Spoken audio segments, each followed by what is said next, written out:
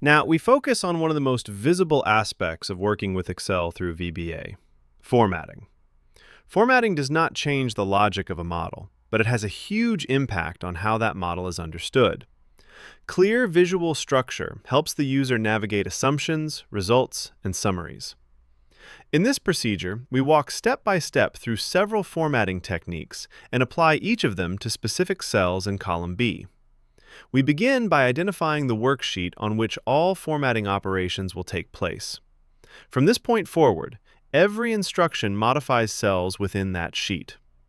The first actions affect cell B2 and cell B3, where we adjust the interior color. In B2, we apply a standard yellow background, and in B3, we use a custom RGB color to demonstrate how VBA allows full control over shading and tone. These initial modifications show how formatting can be used to highlight key inputs or visually separate sections of a worksheet.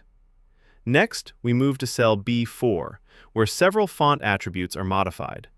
Instead of writing each formatting instruction separately, we group them using a with-end-with structure. Inside this block, the font in B4 is made bold, its size is increased, and the font color is changed to blue.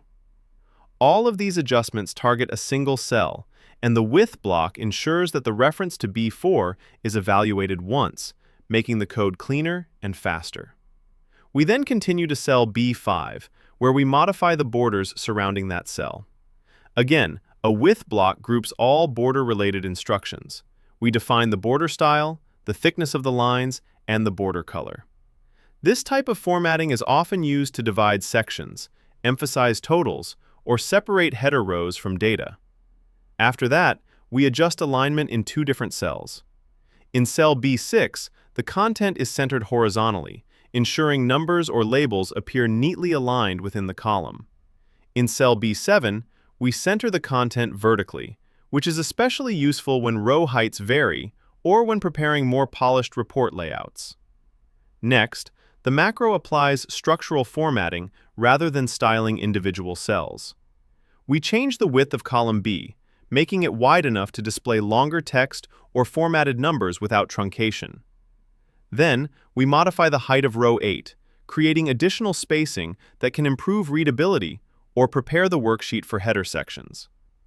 Formatting in VBA is not simply about decoration. It is a practical tool for guiding the user's attention, improving readability, and reinforcing the structure of a financial model. By applying formatting thoughtfully and grouping related commands using with-end-with, we make our code more efficient and our worksheets more professional. This structured approach ensures that every formatted cell, whether it's B2, B3, B4, B5, B6, B7, or the layout of column B and row 8, contributes clearly and consistently to the model's final presentation.